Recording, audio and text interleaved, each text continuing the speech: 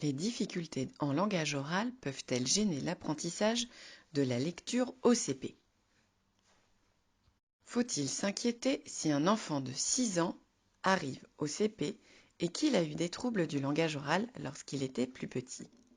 Y a-t-il un risque qu'il ait aussi du mal à maîtriser la lecture et l'écriture? Ben a maintenant 6 ans.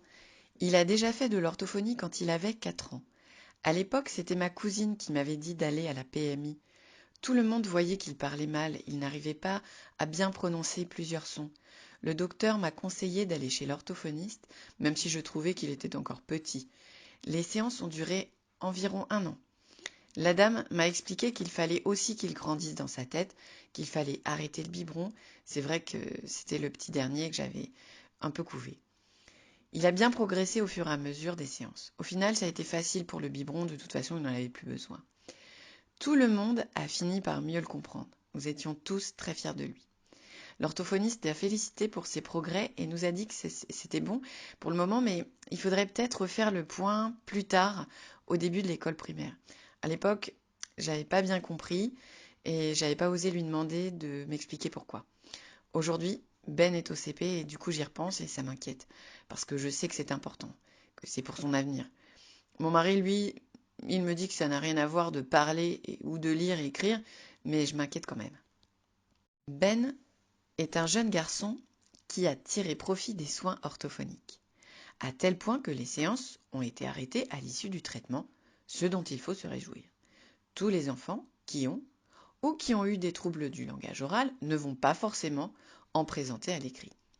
Il y a néanmoins un lien direct entre les deux formes d'apprentissage, bien qu'elles puissent sembler différentes.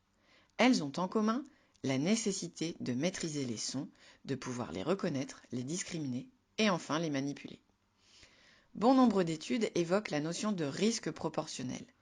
Plus un enfant a des troubles du langage oral associés, par exemple le vocabulaire, la grammaire et la prononciation, plus le risque de troubles du langage écrit augmente.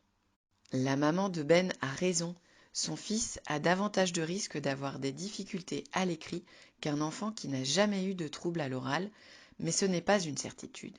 Une surveillance sans inquiétude excessive s'impose donc en faisant le point avec l'orthophoniste à la fin du premier trimestre du CP par exemple. En l'absence de difficultés constatées, et donc de séances à prévoir, un nouveau bilan l'année suivante pourra être conseillé par précaution. Solution proposée.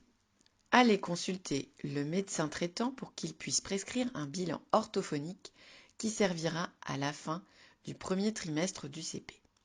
Ce bilan pourrait sembler prématuré, mais il permet de faire le point sur les acquisitions du langage écrit et d'éventuels troubles cognitifs sous-jacents qui permettent de justifier ou non la prise en soin orthophonique. On sait qu'il existe un risque exponentiel des répercussions sur la lecture et les apprentissages en fonction du nombre de domaines du langage oral touchés. 19% pour un seul domaine, 72% des 2 domaines touchés et 89% à partir de 3 domaines cumulés. Une prise en soins précoce intensive minimise donc les troubles. Signaler les antécédents de l'enfant aux enseignants pour qu'ils soient attentifs à ce sujet.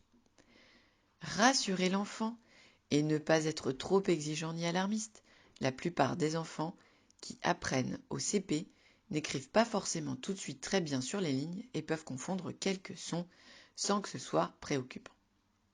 L'orthophoniste consulté le moment venu déterminera s'il est nécessaire ou pas d'entamer un suivi pour d'éventuelles difficultés et poser alors le diagnostic qui s'imposerait.